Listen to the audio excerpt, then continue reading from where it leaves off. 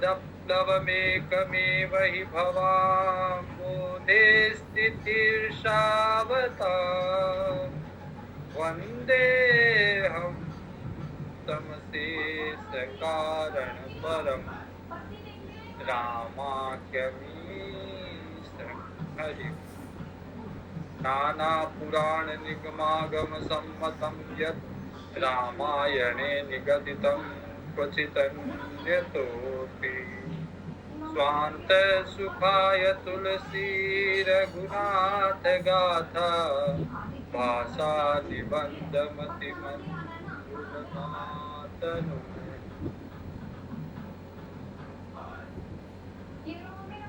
प्रिंसू आवाज हम कम लोग कर, लाबू एक बार म्यूट कर। श्री रामचरितमानस के बाल कांड में है और भगवान की जो लीला चल रही है, मैंने पेज आपके साथ शेयर कर दिया है,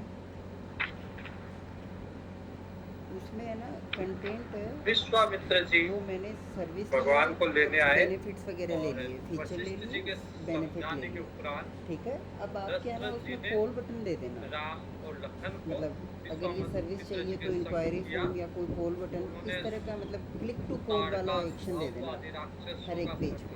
किया। उसके बाद में समझ गए? या तो कोई फॉर्म ही डाल देना, यहाँ जनक जी के यहाँ ठीक से है। और इमेजेस वगैरह इस तरह रिप्रेजेंट कर देना कि वो थोड़ा सुंदर लगे हर एक में। जैसे प्लॉटिंग में प्लॉटिंग की लगा दी, प्रिंटिंग में या फोटोकॉपी में फोटोकॉपी की लगा दी, कुछ रिलेवेंट इमेजेस आप लगा देना, और ठीक है।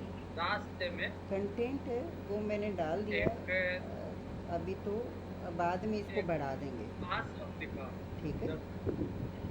भगवान जा रहे थे तो वो आप उसके साथ से तो आश्रम एक था, ठीक ठीक बड़ा वीरान आश्रम था, कोई रह नहीं रहा था। तो भगवान ने जिज्ञासा की कि जी ये आश्रम किसका है?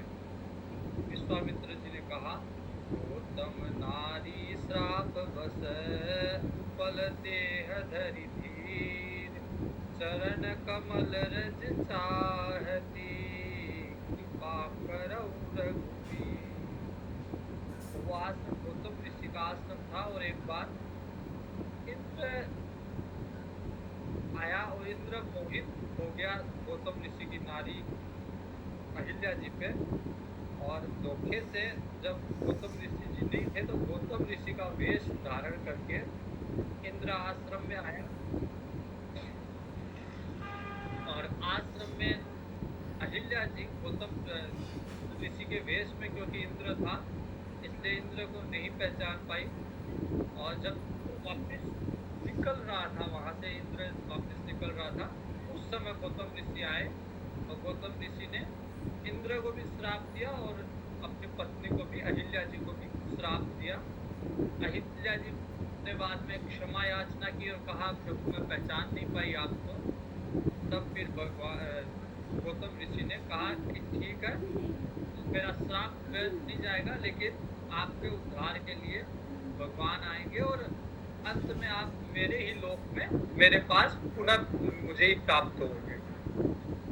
तो जैसे ही भगवान गए गौतम ऋषि के आश्रम में, गौतम ऋषि की पत्नी ने स्तुति की भगवान की, बहुत सुंदर, रामायण की सबसे अच्छी स्तुतियों में से एक है। पर सद पद पावन शोक न सावन, प्रगट भई तप कुंज सही, देखत रघुनायक जन सुखदायक, सन्मुख होई कर जोरी रही, अति प्रेम अधीरा पुलक शरीरा, मुख नहीं आवहि बचन कही, अतिशय बड़ भागी चरण निलागी, जुगल नयन जलधार बही। तो प्रेम इतना अहिल्या जी का था कि दोनों नेत्रों से अहिल्या जी के जलधारा, अश्रु रूपी जलधारा बह रही है।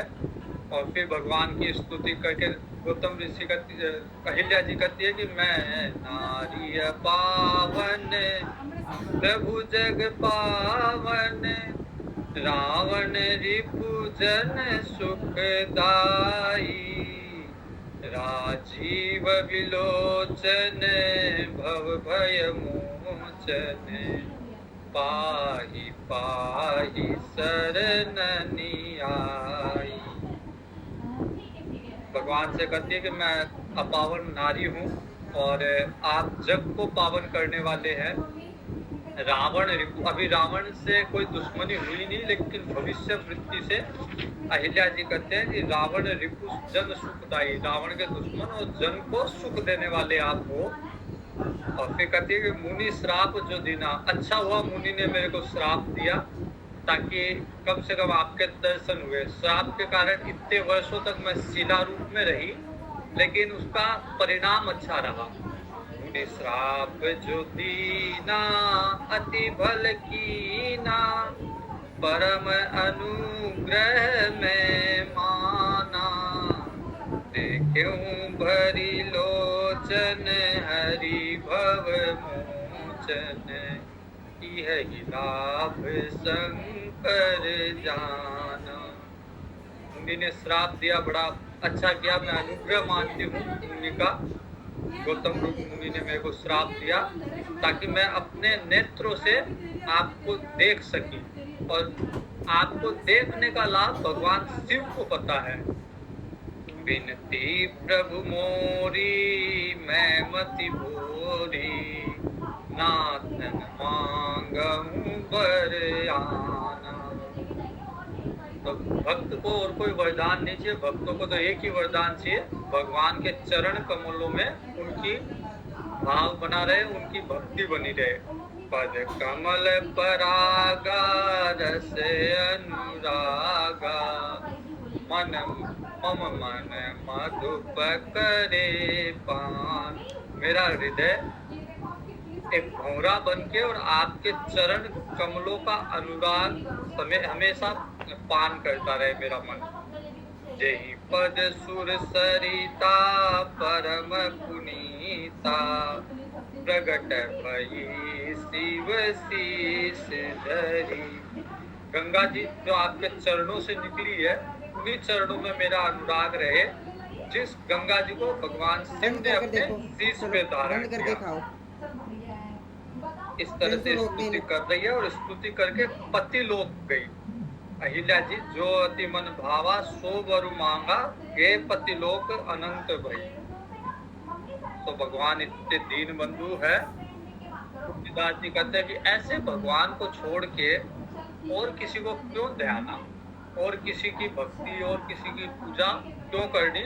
ऐसे दीन बंधु भगवान है, दीनों का उद्धार करने वाले।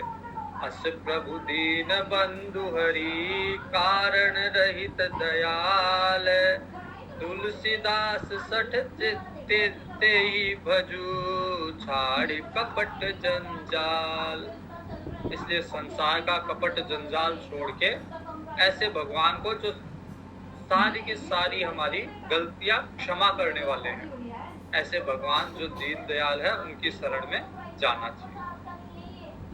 वहां से भगवान गए, रास्ते में गंगा जी आई। गंगा जी का सारा विवरण विश्वामित्र जी ने कह सुनाया, किस तरह से गंगा जी को भागीरथी जी लेके आए थे। और वहां से विदेह नगर विश्वामित्र जी के साथ भगवान और लक्ष्मण जी विदेह नगर पहुंचे। बहुत सुंदर, बाहर से कई नगरों में जैसे प्रवेश करते ही बाहर से लगता ना बहुत सुंदर नगर होगा, वैसे विदेह नगर था। बाहरी बाग बगीचे सारे बहुत ही सुंदर कुवन वगैरह थे। विश्वामित्र जी ने बाहरी एक अमराई में अपना स्थान देखा और राम जी को कहा कि हम यहीं रुक जाते हैं आज। और जैसे ही ये सूचना जनक जी को प्राप्त हुई, विश्वामित्र जी आए हुए हैं, जनक जी तुरंत सतानंद जी जो कि उनके कुल गुरु थे, सतानंद जी, और अपने सचिव को, बाकी विप्र गणों को लेके जनक जी तुरंत आते हैं विश्वामित्र जी की अगवानी के लिए।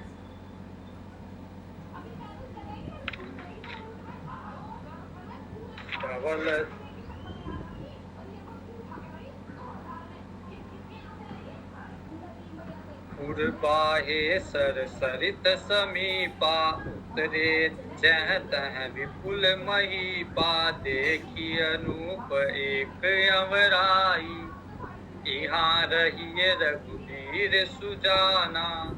तो विश्वामित्र जी की आगमनी का पता चलते ही मिथिलापति जनक जी आए और आके प्रणाम करके और उनको उस समय भगवान राम और लक्ष्मण कहीं गए हुए थे। थोड़ी देर में जब भगवान राम और लक्ष्मण आए और जनक जी ने राम जी को देखा तो जनक जी परम वैरागी थे, स्वभाव से परम वैरागी थे, परम ज्ञानी थे। जल्दी से वो किसी पे मोहित नहीं होते थे।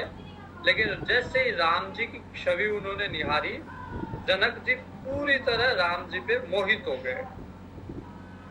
अब मोहित होने के बाद में जनक जी विश्वामित्र जी को पूछ रहे हैं कि मुनि सच बताना, आप ये किसको लेके आए हो, किसके बच्चे हैं, ये किसके बालक है?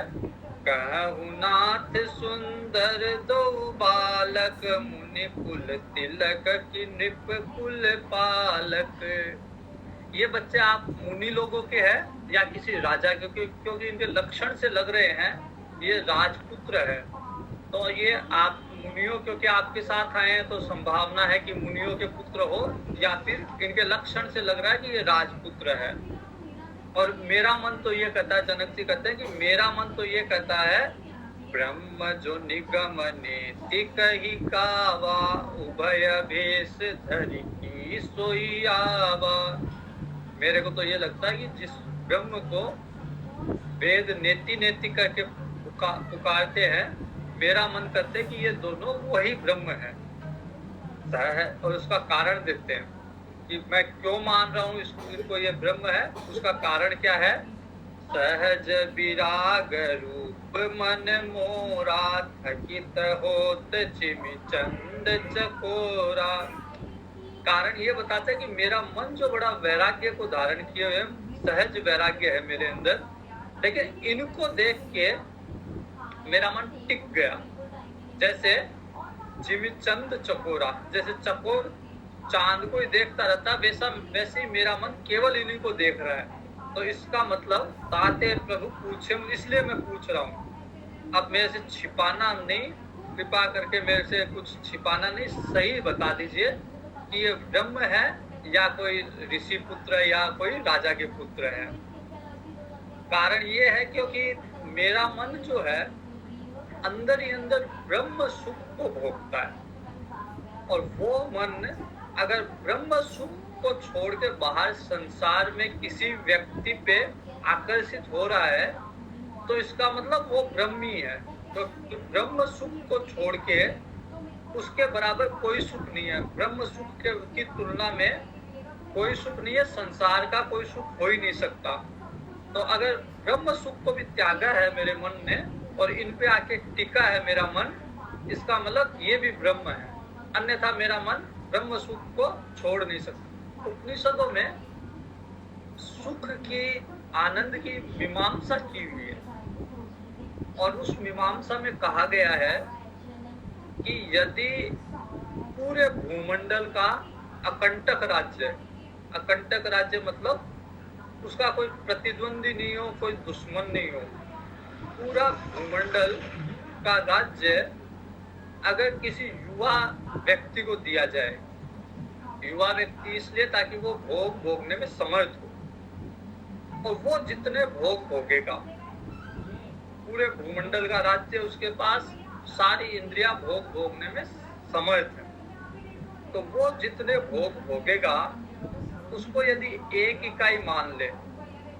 अगर उसने सारे भोग भोग लिए भूमंडल में, उसको कोई मना करने वाला नहीं, सारे भोग उपलब्ध है, उसको यदि एक इकाई माना जाए तो ऐसी 1,00,000 इकाई होती है स्वर्ग में सुख की, आनंद की।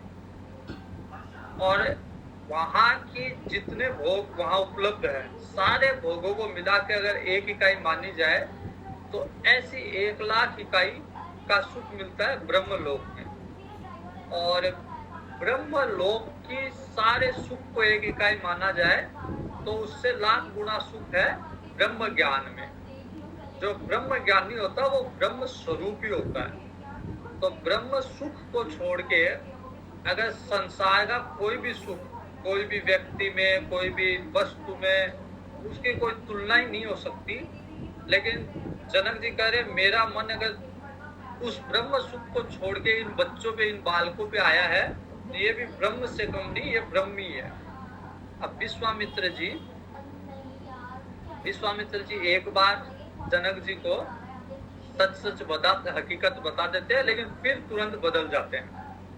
ये कह मुनि बिहस कहेहु निपनी का, वचन तुम्हार न होई अली का। विश्वामित्र जी कहते हैं जनक जी से, जनक जी आपके वचन झूठ तो नहीं हो सकते, इसका मतलब आप जो बोल रहे हो वो सच है, इसका मतलब कि ये ही ब्रह्म है। लेकिन फिर तुरंत बोलते हैं ये प्रिय सब ही जहां लगी प्राणी, मन मुस्काही राम सुनि बानी। फिर कहते हैं कि ये तो रघुकुल के तिलक है। रघुकुल मनि दशरथ के जाए, मम हित लागी नरेश पठाए। ये तो दशरथ जी के पुत्र है और मेरे यज्ञ की रक्षा के लिए दशरथ जी ने इनको मेरे साथ भेजा है। सुंदर श्याम गोर दो भराता, आनंद हु के आनंद दाता। भगवान के बारे में कहा गया है आनंद हूं के आनंद दाता, अर्थात संसार में जितने भी जिस भी प्रकार का आनंद है उसमें आनंद देने वाले भगवान है। मतलब आनंद को भी आनंद देने वाले, जैसे सूर्य को भी प्रकाश देने वाले, वैसे ही हर तरह के आनंद को आनंद देने वाले भगवान है। अगर भगवान ना हो तो किसी भी तरह के आनंद में आनंद आ ही नहीं सकता। तो जितने भी सुख है, भले ही सांसारिक सुख हो, भले ही जैसे किसी व्यक्ति से मिलने में सुख आता है, किसी वस्तु का भोग करने में सुख आता है, तो ये सारे सुख भी भगवान से ही आते हैं, आनंद से ही आ रहे हैं, क्योंकि मूल स्रोत जो है सुख का आनंद है। आनंद के बिना सुख हो नहीं सकता। सुख में ये है कि सुख सापेक्ष है। अगर सुख है तो उसके साथ दुख भी है, लेकिन आनंद का कोई ऑपोजिट नहीं है, कोई विपरीत अर्थ नहीं है। तो जब व्यक्ति सुख दुख से ऊपर उठ जाता है, होता क्या है, अधिकतर आनंद की चाह में व्यक्ति सुख को आनंद मान लेता है और सुख के लिए प्रयास करते करते उसको कभी सुख कभी दुख, कभी सुख कभी दुख, और होता ज्यादा ये है सुख कम दुख ज्यादा। एक बार सुख तो 5 बार दुख, ऐसे होता है। सुख सुख सुख, फिर बाद में दुख दुख दुख दुख, बड़ा दुख, फिर बाद में थोड़ा सुख सुख सुख। तो इसलिए, लेकिन वो चाह रहा आनंद के लिए, दौड़ रहा आनंद के पीछे है, लेकिन उसको पता नहीं कि ये सुख जो है वो डुप्लीकेट आनंद है। एक कहानी सुनाते हैं संत लोग। एक बार एक व्यक्ति जंगल में भटक गया। जंगल में भटक गया तो उसके पीछे एक शेर लग गया। अब वो शेर पीछे है और वो व्यक्ति भाग रहा है। व्यक्ति ने देखा कि पीछे शेर है, शेर मतलब मौत है। अब मृत्यु पीछे है तो वो भागता भागता क्या करे, एक कुआं था, सूखा कुआं, वो उसने उसके अंदर छलांग लगा दी। कुएं में जैसे छलांग लगाई, कुछ टहनियां, पुराने कुओं में कुछ टहनियां निकली हुई होती है पेड़ की, तो उसको एक टहनी मिली और वो उस पर लटक गया, टहनी पे। नीचे उसकी नजर पड़े तो नीचे जहरीले सांप है, ऊपर नजर पड़े तो ऊपर शेर। अब मृत्यु ऊपर भी, मृत्यु नीचे भी, दोनों तरफ मृत्यु और बीच में व्यक्ति लटका हुआ। इसी बीच में जिस टहनी पे वो लटका हुआ है, उस टहनी के ऊपर एक मधुमक्खी का छत्ता है और कुछ बूंदे शहद की उस छत्ते से गिर रही है। तो व्यक्ति क्या कर रहा है, ऊपर देखता है मृत्यु, नीचे देखता है मृत्यु, और बीच में आंख बंद कर लेता है और वो शहद चाटने लग जाता है। अर्थात मृत्यु ऊपर नीचे होते हुए भी वो थोड़े थोड़े सुख को भोगने लग जाता है और वो भूल जाता है कि ऊपर नीचे मेरी मृत्यु है। ऐसे इसलिए कि आनंद जो है, आनंद की तरफ भागता भागता वो सुख के पीछे चला जाता है। डुप्लीकेट जो आनंद है, आनंद की जो परीक्षा यही है, सुख जिसके पीछे दुख भी है, वो उसमें लग जाता है, उसमें लिप्त हो जाता है और वो वास्तविक आनंद को भूल जाता है। तो जब सुख दुख से ऊपर उठता है तब उस आनंद को प्राप्त होता है। और लेकिन ये भी सत्य है कि जो सुख में आनंद है वो भी भगवान के द्वारा ही मिला हुआ है, क्योंकि वो भी पुण्य से मिलता है। ऐसे सुख भी नहीं मिलता, सुख भी पुण्य से मिलता है और उसको भी देने वाले भगवान है। इसलिए कहा गया है भगवान के बारे में, आनंद पहले कहा गया जो आनंद सिंधु सुख राशि, कि जो आनंद का सागर है। भगवान की कृपा जब माननी चाहिए व्यक्ति को। कैसे माने कि भगवान की कृपा होगी? भगवान की कृपा तब माननी चाहिए जब हृदय में आनंद रहे, आनंद रहे और आनंद किसी वस्तु पे, किसी व्यक्ति पे निर्भर ना हो। मतलब जैसे कईयों को आनंद सुख रहता है, लेकिन उनके मोद रहता है कि मेरे पास धन है, मेरे पास पुत्र है, मेरे पास गाड़ी है, बंगला है, मेरी पहुंच है, मैं अपनी इच्छा का कार्य करवा सकता हूँ। तो ये जब ये डिपेंडेंट आनंद सुख है, इसका मतलब वो आनंद नहीं है, इसका मतलब उसमें भगवान की कृपा नहीं है। सुख संपत्ति होना, परिवार होना, इसका मतलब कृपा नहीं है, ये केवल पुण्य का भोग कर रहा है वो व्यक्ति के पास सुख संपत्ति, धन, उसके अनुकूल सारे व्यक्ति होना, ये उसके पुण्य उदय है, उसमें भगवान की कृपा नहीं है। अभी जब पुण्य पूरे होंगे तो ये सब चीजें भी चली जाएगी। स्वर्ग तक भी, स्वर्ग में जब गीता जी में दिया हुआ है, स्वर्ग में जब व्यक्ति जाता है तो तब तक ही रह सकता है जब तक उसके पुण्य है, पुण्य पूरे हुए और स्वर्ग से निकाल दिया जाता है। जैसे हम लोग किसी होटल में जाए, 5 स्टार बढ़िया होटल है, उसमें जाए तो हमको जब तक ही रखा जाएगा जब तक हमारे पास धन है। जब धन पूरा होगा तो हमें निकाल दिया जाएगा। वैसे ही स्वर्ग में भी तब तक ही रखा जाएगा जब तक हमारे पास पुण्य रूपी धन है। तो पुण्य जिस दिन पूरे हुए और बीच में ही भोग रह गए, बीच में ही जो नृत्य चल रहा था स्वर्ग का, वो सारा रह गया, धकेल दिए जाओगे, नीचे गिरा दिए जाओगे। तो पुण्य और पाप, ये स्वर्ग, अगर पुण्य ज्यादा है तो इस लोक में सुख मिलेगा, धन मिलेगा, संपत्ति मिलेगी, अनुकूल लोक मिलेंगे, सारा सुख मिलेगा इस लोक में। और पुण्य उससे भी ज्यादा है, जिसके अनुकूल, जिसके बराबर का भोग पृथ्वी लोक पे है ही नहीं। तब फिर स्वर्ग भेज दिए जाओगे। स्वर्ग में क्योंकि उतना पुण्य इतने हो गए कि उतना भोग अब पृथ्वी में है ही नहीं। इंद्रियां इतने भोग को भोगने के लिए समर्थ नहीं है। तब फिर स्वर्ग में ट्रांसफर कर दिए जाओगे। वैसे ही अगर पाप ज्यादा है तो पाप को भोगने के लिए यहाँ पे कष्ट होगा। पाप को दुष्यंत हाथ खड़े कर रहा है, लेकिन बाद में पूछना, अगर कोई प्रश्न है तो लास्ट में पूछ लेना। तो पाप यदि ज्यादा है तो पाप के लिए इस देह में उन पापों का भुगतान नहीं हो सकता, क्योंकि देह की एक सीमा होती है दर्द सहन करने की। पाप को भोगने की एक सीमा होती है, उसके ऊपर पाप नहीं भोग सकता।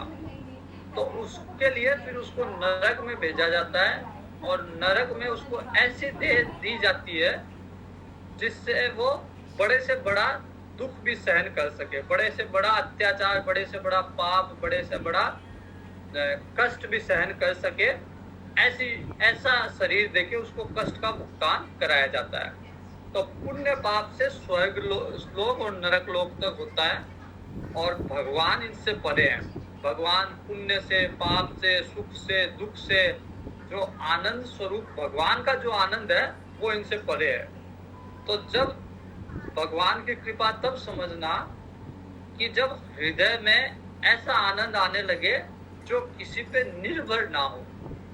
जब तक आनंद निर्भर हो, किसी व्यक्ति के मिलने से, किसी धन के मिलने से, अगर इस तरह का आनंद सुख मिल रहा है तो इसका मतलब वो आनंद नहीं है, वो सुख है, वो पुण्य का प्रभाव है। जब सहज रूप से दुखी रहने लगो, आनंद में रहने लगो, हर स्थिति में आनंद में रहने लगो, तब समझना ये भगवान की कृपा हो गई। अब जो भगवान आनंद सिंधु राशि है, जो आनंद के हूँ आनंद दाता है, उन्होंने कृपा करके कुछ कृपा हम पे की है, और वो आनंद जो किसी पे निर्भर नहीं है, उस आनंद का हमें अनुभव होने लगा है।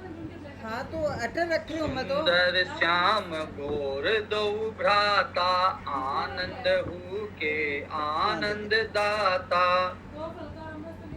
इनके प्रीति परस पर पावनी, कही न जाई मन भाव सुहावनी।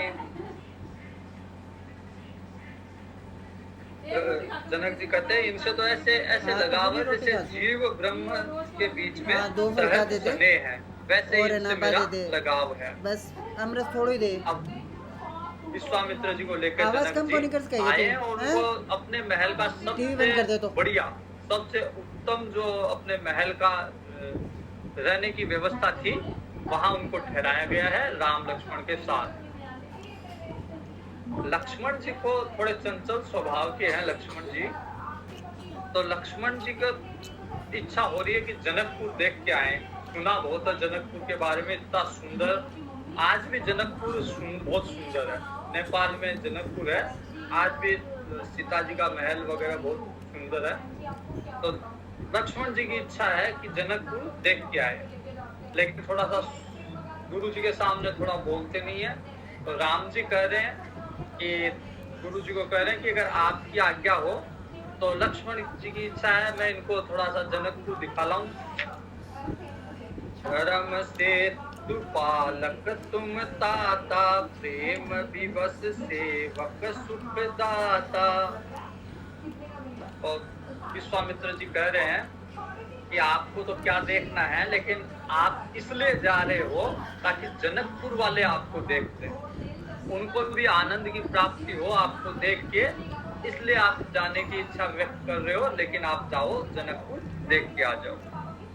अब जैसे ही भगवान निकले जनकपुर देखने के लिए, जनकपुर के सारे नगरवासी बात कर रहे हैं कि ये कौन है, ये राजकुमार, ये विचित्र राजकुमार, इतने सुंदर, इतने मनोहर राजकुमार, मनमोहक राजकुमार, ये है कौन लोग। कोई कहते हैं विश्वामित्र जी के साथ आए हुए हैं, कोई कहते हैं कि ये तो हमने सुना ये दशरथ जी के पुत्र है, कोई कहते हैं कि इन्होंने सुबाहु ताड़का बड़े बड़े राक्षस मारे हैं, कोई कहते हैं कि अपने जनक जी इन दोनों से, इनसे बड़े वाले से राम जी से सीता जी का विवाह क्यों नहीं कर देते।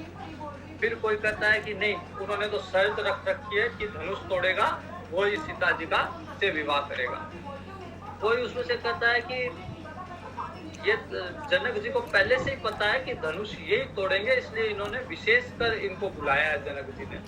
तो इस तरह की बातें पूरे जनकपुर में होने लग गई राम लक्ष्मण को देखते ही। तो लोग कहते हैं कि हमारा जितना भी पुण्य है वो इनको लग जाए, इनको मिल जाए, एक बार बस सीता जी से विवाह हो जाए। कारण क्या है कि यदि विवाह हो जाएगा तो लोग ससुराल तो फिर आना जाना लगा रहेगा, तो एक बार विवाह हो जाएगा तो ये हमारे यहाँ आते रहेंगे, जनकपुर में आते रहेंगे और हमको इनका दर्शन लाभ होगा। इसलिए हमारे जितने पुण्य है सब इनको लग जाए, लेकिन इनका विवाह सीता जी से हो जाए। इस तरह से जनकपुर वाले बात कर रहे, चर्चा कर रहे आपस में। और इतने में ही कुछ बालक उनको लेके गए वहां पे जहाँ पे धनुष यज्ञ होना है। तो एक पूरा स्टेडियम टाइप में बना रखा है, तरह तरह के उसमें बैठने की व्यवस्था है, राजा का अलग से केबिन बना हुआ है और राजा के अलावा बड़े बड़े राजाओं के लिए अलग से स्थान बने हुए हैं, प्रजा के लिए अलग स्थान, महिलाओं के लिए अलग स्थान। तो बहुत बड़ा सा स्टेडियम है और बीच के अंदर एक बड़े मंच के ऊपर शिव जी का धनुष रखा हुआ है।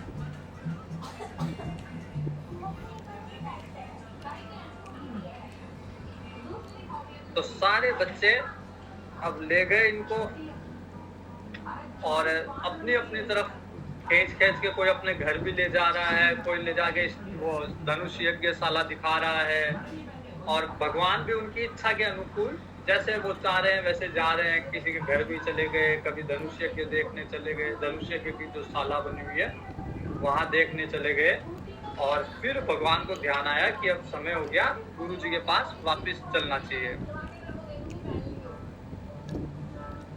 गुरु पद पंकज नाई सिरे बैठे आयुष पाए।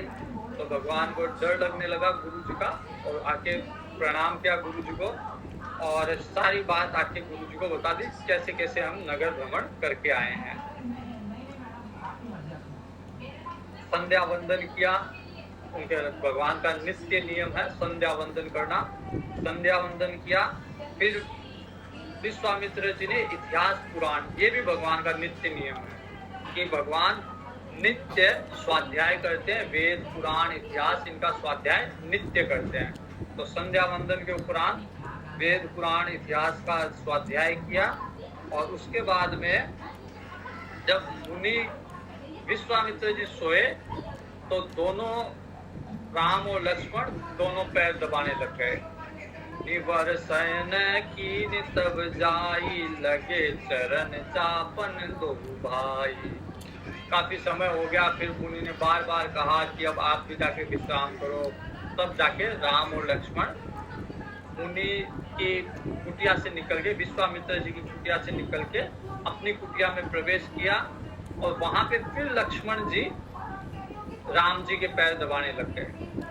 और अंत में लक्ष्मण जी को बार बार कहा, तब लक्ष्मण जी ने भी विश्राम किया। लेकिन उठने का क्रम उल्टा, सबसे पहले लक्ष्मण जी, फिर राम जी, फिर जाके मुनि जगते हैं। उठे लखन निशि विगत सुनी, अरुण शिखा धुनि कान। गुरु ते पहले जगतपति, जागे राम सुजान। तो ये सेवक का धर्म है कि स्वामी से बाद में सोए और पहले जगे, इसलिए सेवक का धर्म बड़ा कठिन है। तो जगतपति भगवान भी गुरु के जगने के पहले जग गए। अच्छा, ये अभी मैं वाल्मीकि रामायण पढ़ रहा था। वाल्मीकि रामायण में इसका उल्टा दिया हुआ है। वाल्मीकि रामायण में है कि विश्वामित्र जी उठ के राम जी को जगाते हैं। तो इसमें विरोध नहीं मानना।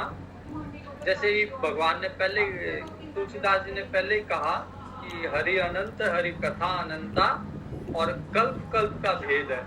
किसी कल्प में वैसे भी हुए होंगे, राम जी वैसे भी हुए होंगे कि गुरु जी को जगाना पड़े।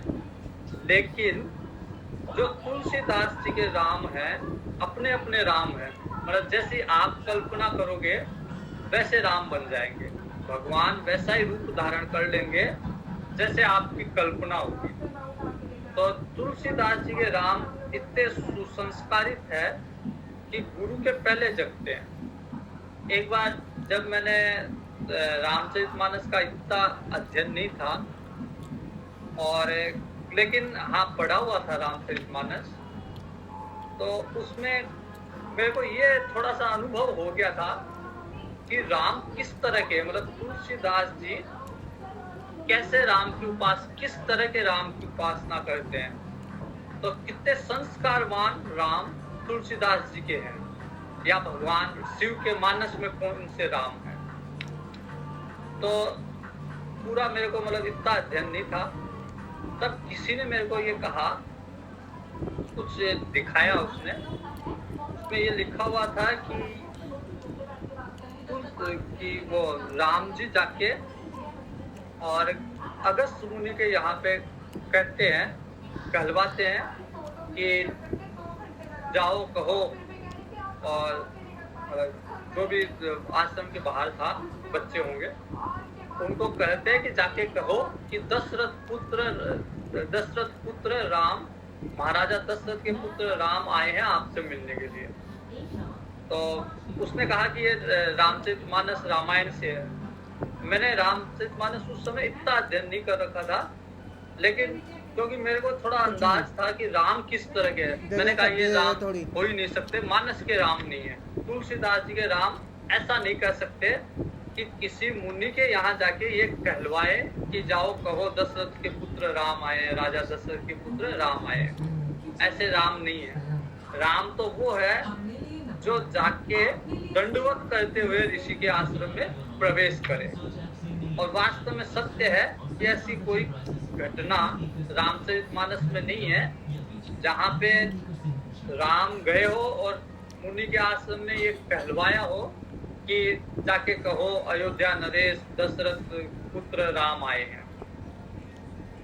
भगवान राम जाते बाहर से दंडवत प्रणाम करने लग जाते हैं ऋषियों के आश्रम में। तो जैसे राम की कल्पना आपकी होगी, राम के दर्शन, राम का दर्शन और राम का जो आप भाव है वो वैसा ही प्रकट होगा।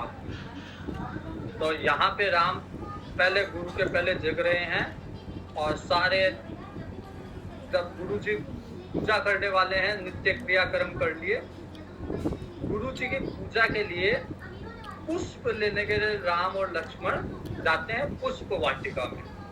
और जैसे ही पुष्प वाटिका में प्रवेश करते हैं, सीता जी भी उसी पुष्प वाटिका में आई हुई है। उस पुष्प वाटिका जो जनक जी की शाही पुष्प वाटिका है, उसके अंदर एक मंदिर बना हुआ है पार्वती माँ का।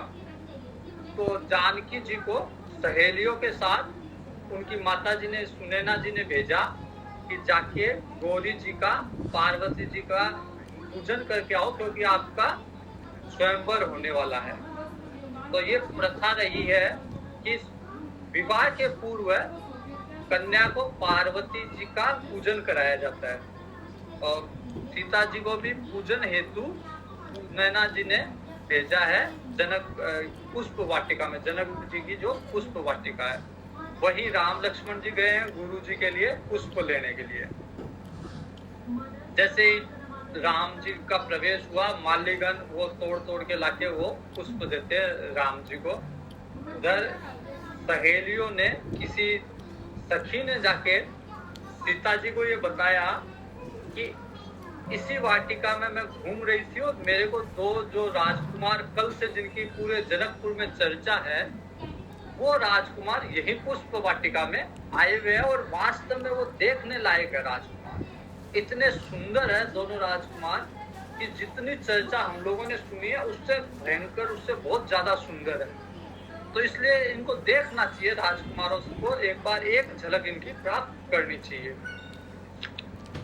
लेकिन सीता जी संकोची स्वभाव की है, और माता जी ने क्योंकि पूजा के लिए भेजा है, इसलिए जाके पार्वती जी के समक्ष खड़ी हो गई सीता जी। और इतने में ही देखियो गोनी बिना क्यों आधा किलो गाल दे बस वो गाल राम जी ने भी सीता जी को, सीता जी की एक झलक प्राप्त की, सीता जी के दर्शन किए। अब राम जी के मन में थोड़ा सा, राम जी को लग रहा है कि मेरा मन सीता जी की तरफ आकर्षित हो रहा है।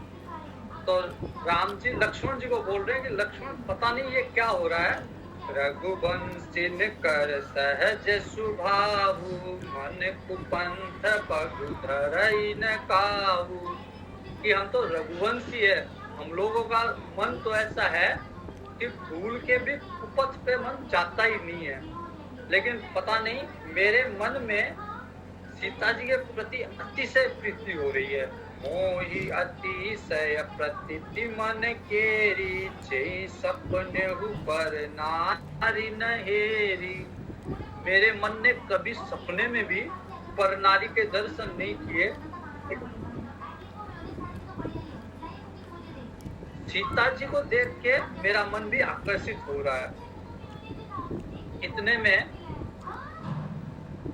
सखियों ने सीता जी को कहा, और इतने में एक लता का भवन बना हुआ था, उस लता भवन से निकल के राम जी आए, और सीता जी पार्वती जी का ध्यान कर रही थी, और फिर कुछ देर के लिए सीता जी ने राम जी को देखा और फिर आंख बंद कर ली।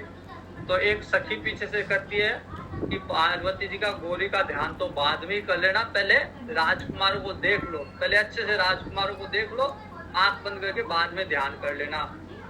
ये राजकुमार, क्योंकि फिर ये अवसर नहीं मिलेगा इनके दर्शन का। इतने में ही फिर सीता जी का मन में भी भय उत्पन्न हुआ कि पिता का भय लगा, अभी देर हो रही है, माता डांटेगी, इस तरह का भय उत्पन्न हुआ, और सीता जी जाने की ओर हुई। तो उसके पहले इस माता गिरजा की पूजा अर्चना करती है सीता जी। जय जय जय जय जय गिरि पर राज किशोरी, जय महेश मुख चंद चकोरी, जय गज बदन सड़ानन माता, जगत जननी दामिनी दुति गाता, नहीं तव आदि मध्य अवसाना, अमित प्रभाव वेद नहीं जाना, भव भव विभव पराभव कारिणी, विश्व विमोहनी स्वबस बिहारिणी। तो पार्वती जी की स्तुति करती है, और पार्वती जी आशीर्वाद देती है सीता जी को। मनुष्य सत्य आशीष हमारी, पूजी मन कामना तुम्हारी। पार्वती जी कहती है आपकी जो भी मनोकामना हो, सीता जी को कहती है जो भी मनोकामना हो वो सारी पूर्ण होगी। मनु जाहि राजहु मिलहि सोबरु, सहज सुंदर सांवरो, करुणा निधान सुजान शीलु, स्नेहु जानत रावरो। अब यहाँ पे करुणा निधान शब्द पार्वती जी ने प्रयोग में लिया है राम जी के लिए। तो सीता जी इसको ही पार्वती जी का प्रसाद मान के राम जी को सदैव करुणा निधान करती है सीता जी। सीता जी को जब भी राम जी को संबोधित करना होता है तो करुणा निधान ही बोलेगी। और ये शब्द जब हनुमान जी गए थे अशोक वाटिका में, तो सीता जी पहचान नहीं पा रही थी हनुमान जी को, तो फिर हनुमान जी ने कहा था करुणा निधान ने भेजा है। इसका मतलब सीता जी समझ गई कि जरूर भगवान ने ही भेजा है जब ये करुणा निधान बोल रहा है। ये एक तरह से कोड वर्ड पार्वती जी का दिया हुआ है, जो सीता जी ने हमेशा इसी नाम से संबोधित किया भगवान को। पूजा करके और जब चलने लगी तो एक सखी पीछे से एक सखी ने आवाज दी कि हम डेली आते हैं, नित्य आते हैं हम यहाँ पूजा करने के लिए, और कल भी आएंगे। ऐसा करके सीता जी को बड़ा संकोच हुआ, लेकिन सीता जी बार बार किसी मृग को देखने के लिए, किसी पक्षी को देखने के लिए मुड़ के देखती है, पीछे मुड़ के देखती है ताकि एक झलक राम जी की और मिल जाए। इस तरह सीता जी भी अपने महल में गई और भगवान राम भी लक्ष्मण सहित आके गुरु जी को प्रणाम किया, और गुरु जी को आके जो जैसी घटना घटी पुष्प वाटिका में वैसी की वैसी बता दी।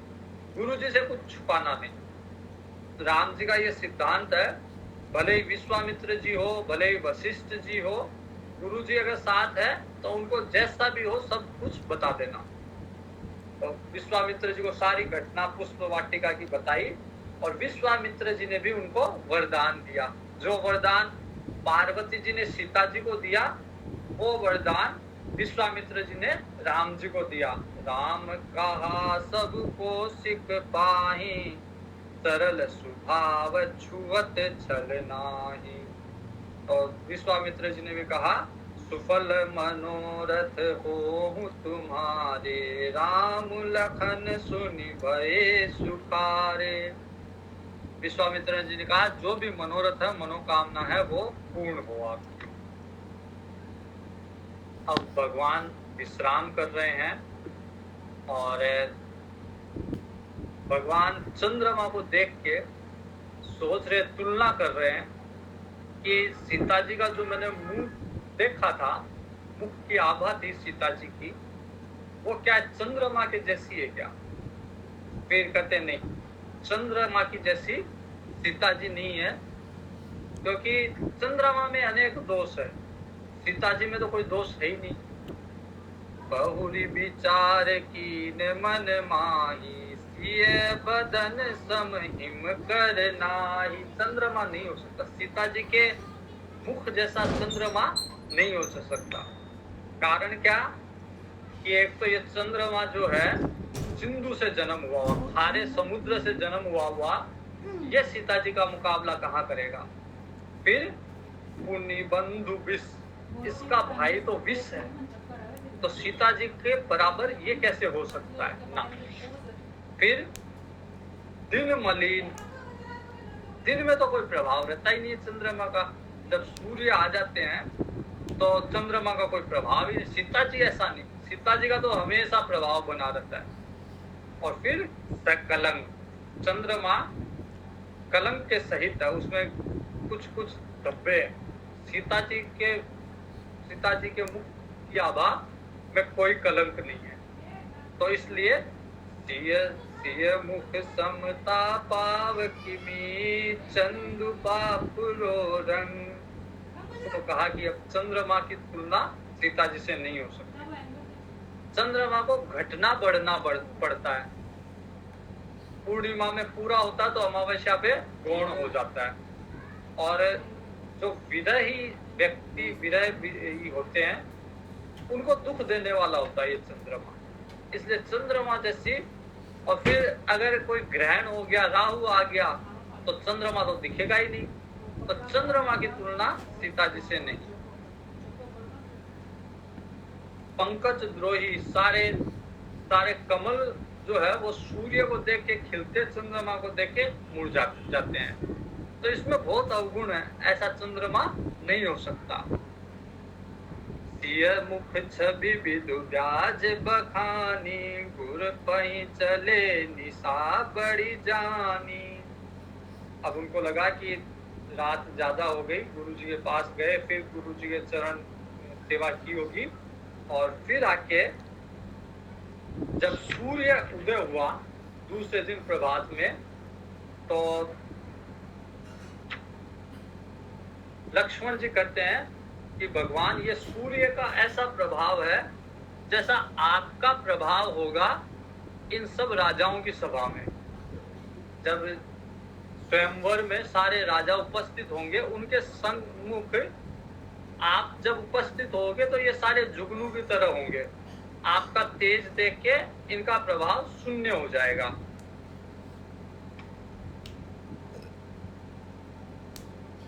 इस तरह से रात बीती, और जनक जी ने दूसरा दिन जब हुआ तो जनक जी ने सतानंद जी को भेजा कि विश्वामित्र जी को, दोनों भाइयों को अब लेके आइए इस सभा में, जहाँ स्वयंवर होना है, धनुष यज्ञ जहाँ होना है वहां पे लेके। अभी भी जनकपुरी में वर्तमान काल में भी एक जानकी जी का महल है, उसके पास में एक बहुत बड़ा मंडप बना हुआ है।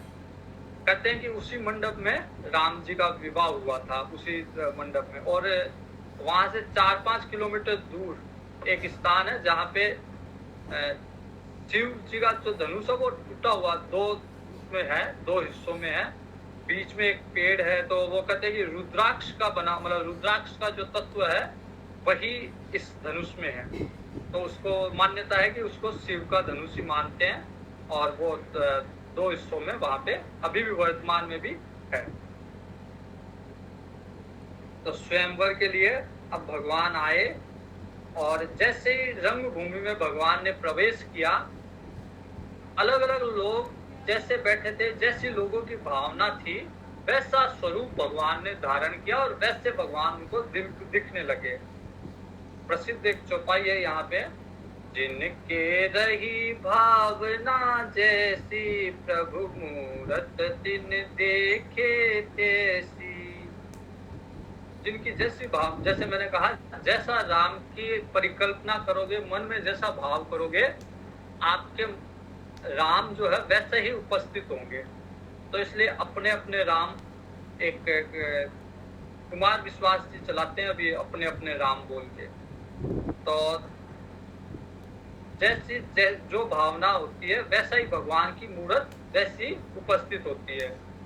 इसलिए भगवान के समक्ष जाने के पहले और भगवान की भावना करने के पहले शास्त्रीय विधि से भगवान की भावना करनी चाहिए। पहले तो कि जैसी पुराणों में, शास्त्रों में भगवान की परिकल्पना की गई है, वैसे ही मन का भाव आना चाहिए, ताकि हम केवल अपनी भावना से, और कई बार क्या होता है मन कुछ भी भाव कर लेता है। तो अगर शास्त्रीय विधि से, जो वेदों में पुराणों में भगवान का स्वरूप निर्धारित है, उसमें अगर हम भगवान की परिकल्पना करेंगे तो हमको कोई किसी तरह का दोष नहीं होगा, क्योंकि वो ऋषियों के द्वारा अनुभव किया हुआ है स्वरूप भगवान का।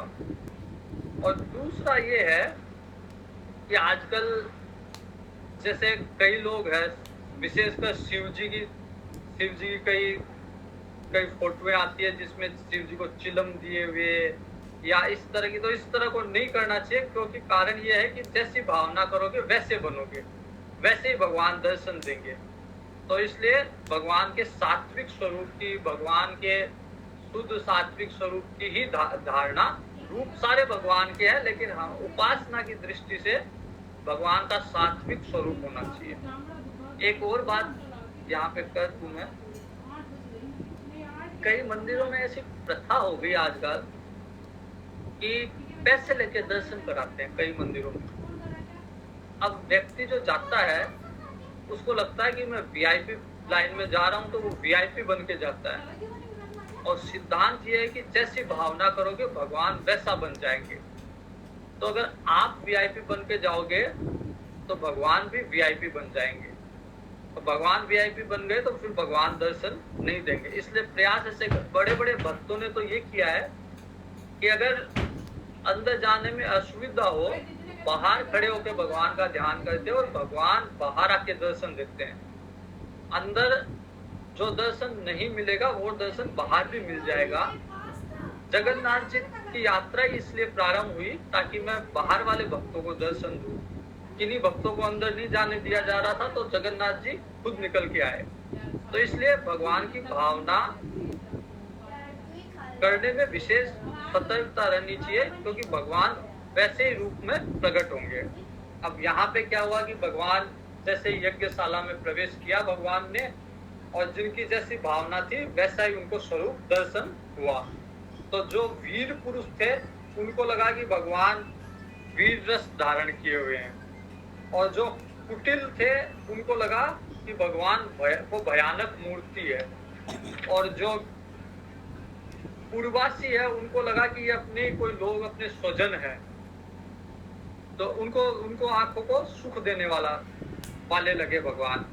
जनक जी के परिवार वालों को लगा कि ये तो अपने कोई संबंधी है, और जो ज्ञानी थे उनको भगवान विराट स्वरूप में दर्शन दिए। भगवान ने बहुत सारे मुख है भगवान के, बहुत सारे आंख, कान, नाक है। और जो जनक जी और सुनैना जी को लगा कि ये तो अपने ही बालक है। योगियों को लगा कि ये परम तत्व है, शांत, शुद्ध, सम, सहज, प्रकाश स्वरूप परम तत्व भगवान है। और भक्तों को लगा कि ये तो हमारे इष्ट देव है, हमारे इष्ट देव भगवान है, सुख देने वाले हैं। तो जिसका जैसा भाव था भगवान वैसे ही उनके समक्ष उपस्थित हुए। अब सारे के चावल सारे मतलब परसों का जनक जी के दूत आके जनक जी के जो बंदी थे, भाट जो घोषणा करने वाले उद्घोषक थे, उन्होंने आके घोषणा की कि हमारे राजा ने एक प्रतिज्ञा ले रखी है कि जो भी इस धनुष को तोड़ेगा, जबरदस्ती बिन चाहे भी उसका विवाह, उसको तीनों लोग में जय मिलेगी और उसका विवाह जबरन या बिना किसी शर्त को देखे हुए उसका विवाह जानकी जी से कर दिया जाएगा। अर्थात कि जिसने, बस ये एकमात्र शर्त है, जिसने भी धनुष भंग किया या धनुष को उठाया, जिसने भंग नहीं उठाया, उसका विवाह उससे किया जानकी जी से किया जाएगा। फिर किसी बात का विचार नहीं होगा कि वो किसी कुल का है, किसी जाति का है। बस एकमात्र शर्त है धनुष को उठा ले। तो बहुत सारे राजा, उन्होंने प्रयास किया, बहुत सारे राजाओं को जिनको शंका थी कि मैं उठा पाऊंगा नहीं उठा पाऊंगा, वो तो गए। फिर कुछ लोग गए और धनुष को ये वरदान था कि जैसे उसको छुआ उस राजा का बल धनुष में आ जाता। तो राजाओं ने प्रयास किया तो उन बलहीन होके वो आके वापस अपनी जगह पे बैठ गए। सबने अपने अपने देवता मना के गए। फिर उन्होंने कहा कि चलो एक साथ जाते हैं, तो 10,000 राजा एक साथ गए, वो भी नहीं तोड़ पाए। पहले रावण और सहस्त्रार्जुन ये सब पहले ही प्रयास कर चुके थे। तो धनुष जब टूट नहीं रहा तो जनक जी का मन खिन्न हो गया उस समय, और जनक जी को लग रहा है कि अब कोई वीर बचा नहीं इस भूमि में जो इस धनुष को उठा पाए। सारे के सारे जनकपुर वाले, सुनैना जी, ये सब सोच रहे हैं कि जनक जी ने ये फालतू की शर्त रख दी, बेकार में ये शर्त रख दी, क्योंकि राम जी, वो चाहते कि राम जी से विवाह हो सीता जी का। तो उनको लगता है कि राम जी बड़े छोटे हैं। तो सुनैना जी अपनी सखियों को बोलती है कि राम जी इतने छोटे हैं, इन्होंने कैसी शर्त रख दी जनक जी ने, कोई इनको समझाता भी नहीं है। तो उनकी सहेलियां समझा रही है सुनैना जी को कि अगर कोई लघु हो, कोई छोटा हो, तो उसको छोटा नहीं समझना चाहिए। जैसे एक छोटा सा अंकुश होता है, वो हाथी को नियंत्रण कर लेता है। एक छोटा सा मंत्र भगवान को भी नियंत्रण कर लेता है। तो यदि कोई छोटा हो तो उसको छोटा नहीं समझना चाहिए। इस तरह से जब कोई नहीं उठा पा रहा तो जनक जी कहते हैं कि अब मेरे को लगता है वीर विहीन मही में जानी, कि अब धरती वीरों से विहीन हो गई। अब अपने अपने घर जाओ, कोई नहीं उठा पा रहा, क्या करूं। अब विदेही जो वेदेही है, शायद विधाता ने उसका विवाह लिखा ही नहीं। मैं अपना प्रण तो नहीं त्यागूंगा, सुकृत जाय जो पन परिहरऊं, कुंवारी रहूं का करूं। अब मैं क्या कर सकता हूं, सीता जी कुंवारी रहेगी। इतने में ही लक्ष्मण जी थोड़े से तेज स्वभाव के हैं, उग्र स्वभाव के हैं। जैसे ही उन्होंने कहा वीर विहीन भूमि में जानी, लक्ष्मण जी खड़े होते हैं। नहीं तो और लक्ष्मण जी कहते हैं कि जनक जी, आप कोई भी अगर रघुकुल का व्यक्ति यहाँ हो, रघुकुल से कोई भी व्यक्ति हो, उसके समक्ष ऐसी बात नहीं करनी चाहिए कि वीर विहीन, क्योंकि हम लोग वीर हैं, क्षत्रिय हैं। तो हमारी उपस्थिति में, और विशेषकर जब रघुकुल मणि भगवान राम उपस्थित है, उनके समक्ष ऐसी बात नहीं करनी चाहिए। और आप बोल रहे हो धनुष को तोड़ने के लिए, आप कहो तो कंदुक इव ब्रह्मांड उठाऊं, गेंद की तरह इस पूरे ब्रह्मांड को उठा डालूं। और ये वास्तव में सत्य है, क्योंकि लक्ष्मण जी शेषनाग की तरह है, शेषनाग का अवतार है, और शेषनाग ने इस ब्रह्मांड को वैसे ही उठा रखा है जैसे गेंद को अपने सर पे धारण कर रखा है। तो लक्ष्मण जी कहते हैं कंदुक इव ब्रह्मांड उठाऊं, और इस ब्रह्मांड को तो मैं कच्चे घड़े की तरह तोड़ दूं, मेरू जो पर्वत है उसको कच्ची मूली की तरह उखाड़ दूं, इतना बल है। और आप बात कर रहे हो इस पुराने से धनुष की। ऐसे आयुष हो तो आप अगर आज्ञा दो तो मैं अभी इसको तोड़ू ही नहीं, इसको लेके ओ मुझे लाइट गई, मुझे आ रहा है लाइट यहाँ पे